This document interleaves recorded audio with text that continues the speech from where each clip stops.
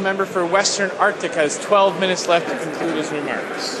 Well, thank you, Mr. Speaker, and I am once again not pleased even to have a second opportunity to debate this particular motion because, of course, this motion has once again shown an authoritarian side on the part of the government in terms of the labor, our labor component in this country.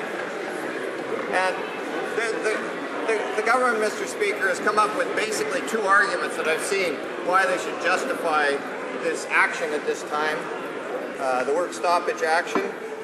First of all, they talk about the economy and the detrimental effect that this would have on the economy, this potential work stoppage.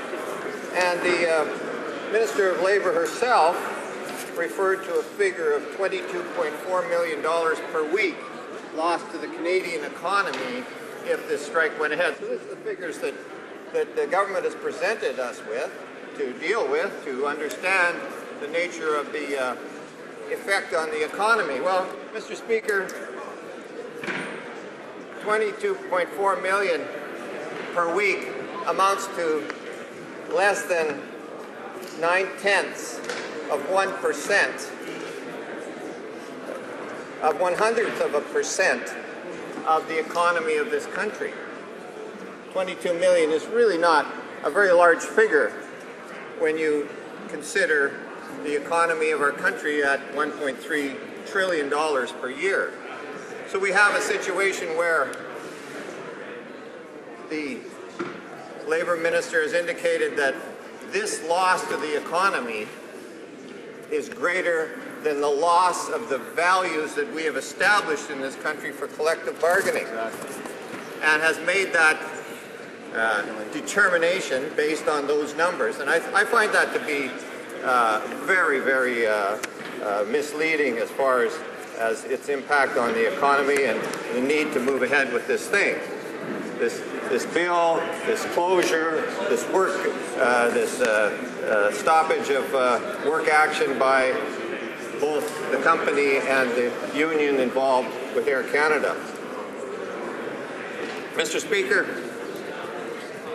in some ways, our aviation industry has been hamstrung by this government over the past number of years, and we've stood up in Parliament in the time that I've been here. The New Democratic Party, myself as transport critic in the last Parliament, stood up and talked about the impact that this government is making with its excessive airport rents, which in 1 year amount to about $257 million to the aviation industry.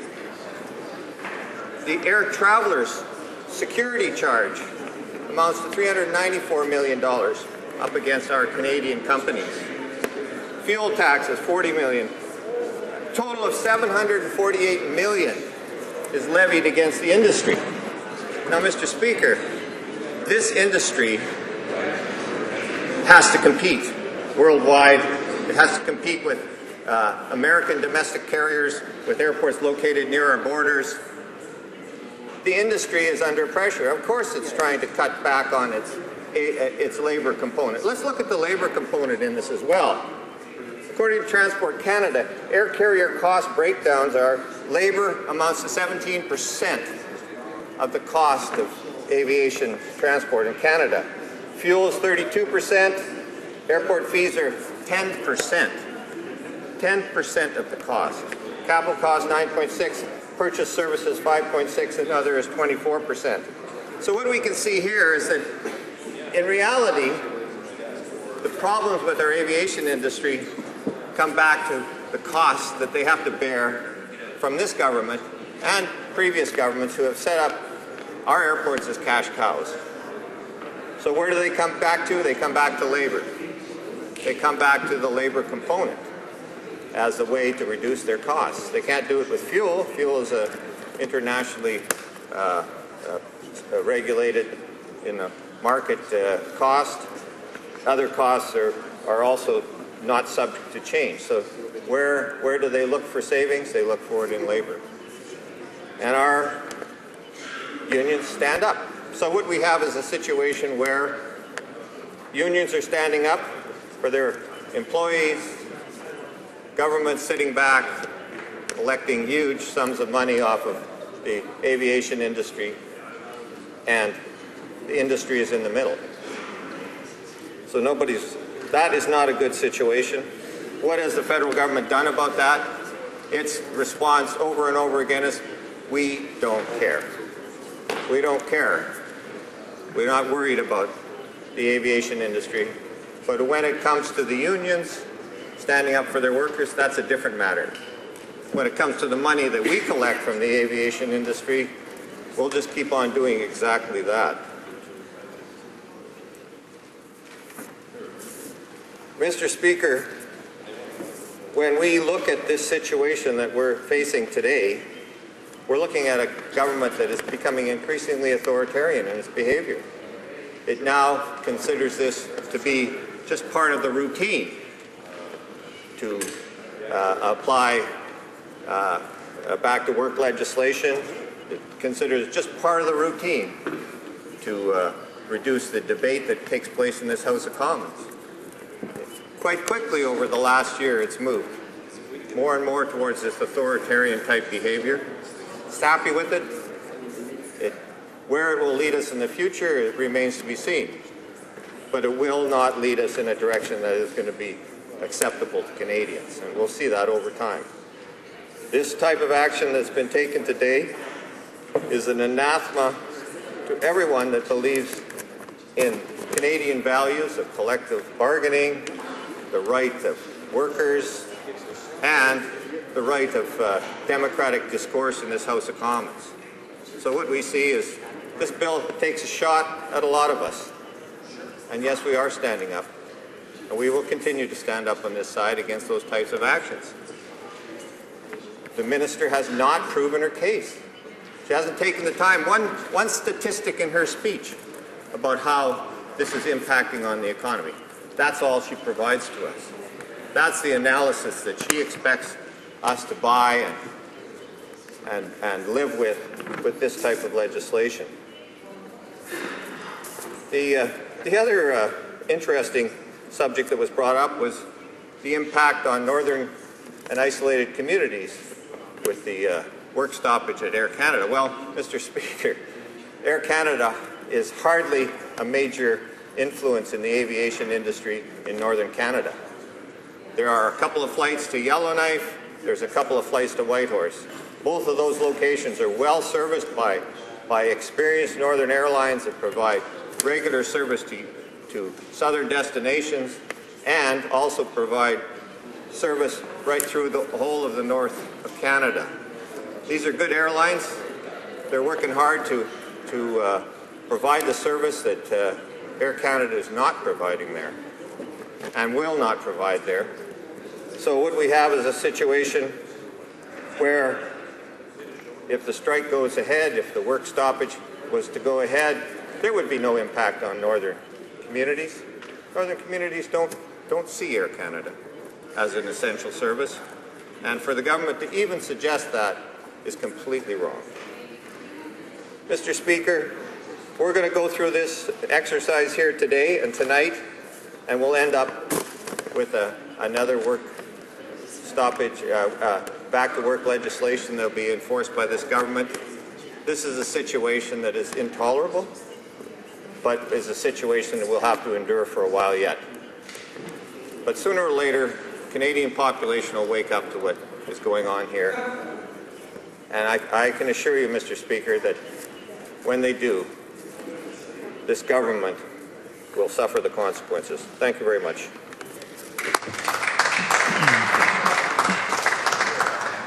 Questions and comments? The honourable member from Malpac. Mr. Speaker, and I do hope the House was listening closely to the honourable member's remarks, because I do think he made a lot of good points. The fact of the matter is that part of the reason our aviation industry isn't as competitive is because of the costs that the government is imposing on it. Everything from airport fees to taxes. And I think he made a really valid point in that the cost to the airlines, labour costs only account for 17% percent. And in the debate thus far, the government has been coming forward and basically blaming the unions for not being able to get their membership to agree.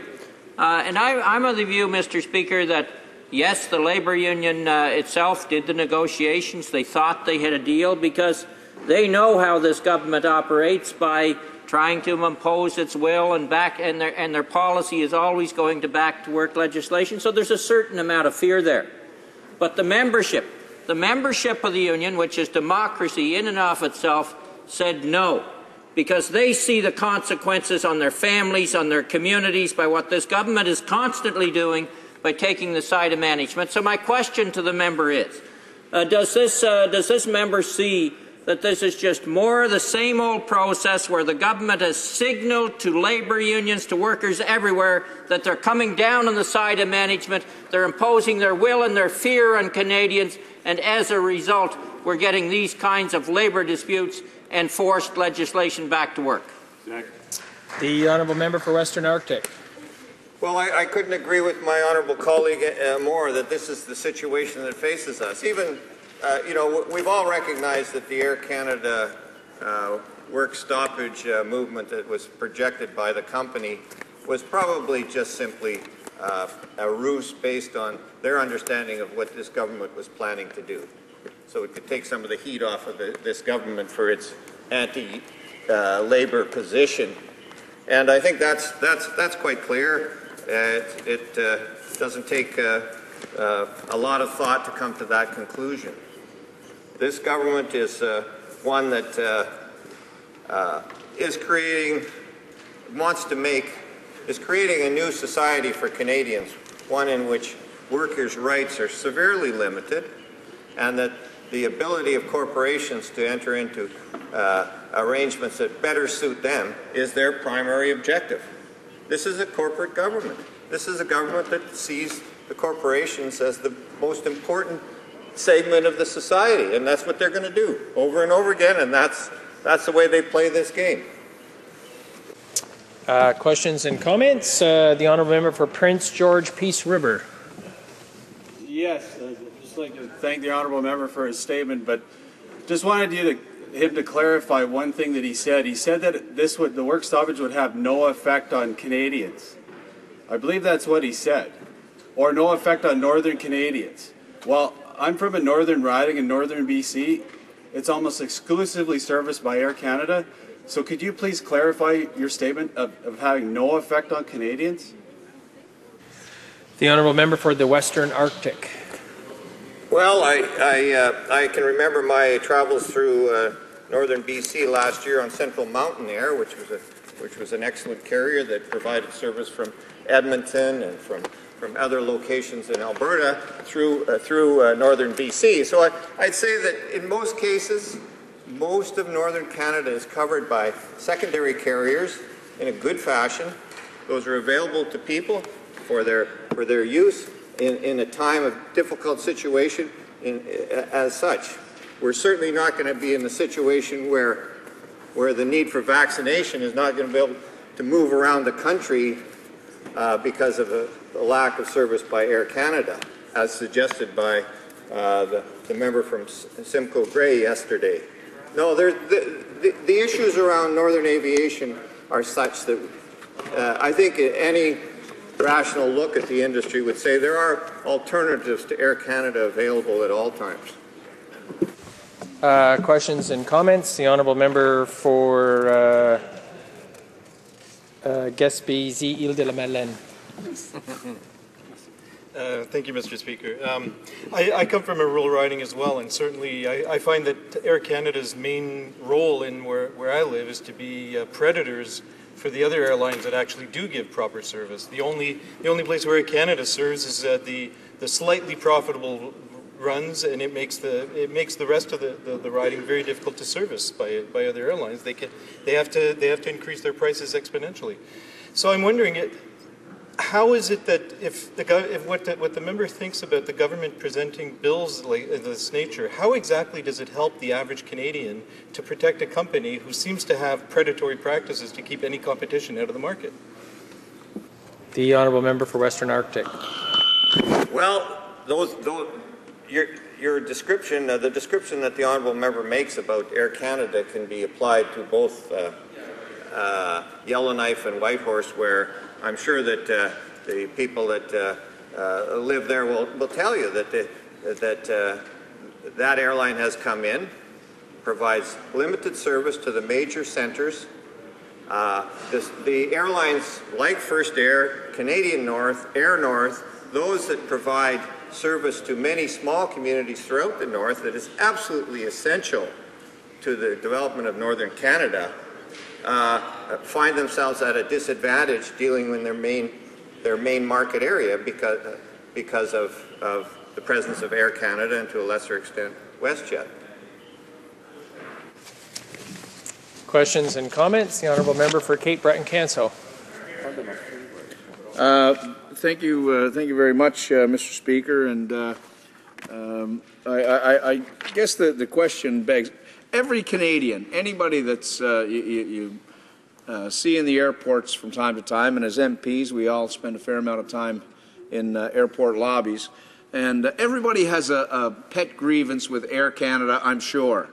You know, their bag didn't show up at the destination, or there was a flight that was delayed for mechanical reason or weather. You know, they blame the weather on the employees, whatever it might be. Everybody has petty grievances with Air Canada.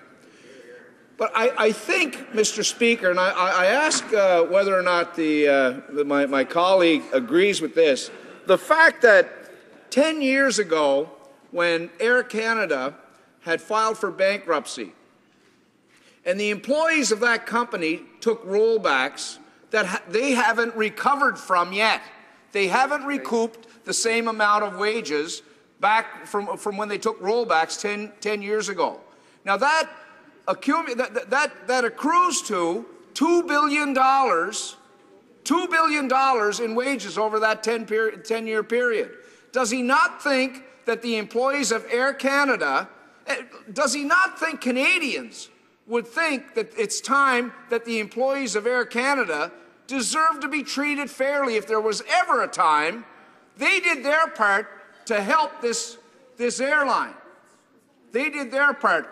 I'd like my colleagues' comments on that. Would Canadians understand that it's time for the employees of Air Canada to share in some of that success? The honourable member for the Western Arctic. Well, you know, this government can't have it both ways. This government can't have it both ways. They can't say that this is an essential public service and then charge those outrageous fees for security, for airport rents that they're doing. The U.S. doesn't do that. The U.S. recognizes that their airports are public service and provides them at a reasonable rate to the airlines. These airlines are being squeezed by the government, and they're squeezing down on their employees. That's what's happening in this industry. So why doesn't this government recognize that? We've lobbied for that time and time again over the last number of years, and will these guys listen? And rather than being the rather ineffective shopkeepers they are towards the economy,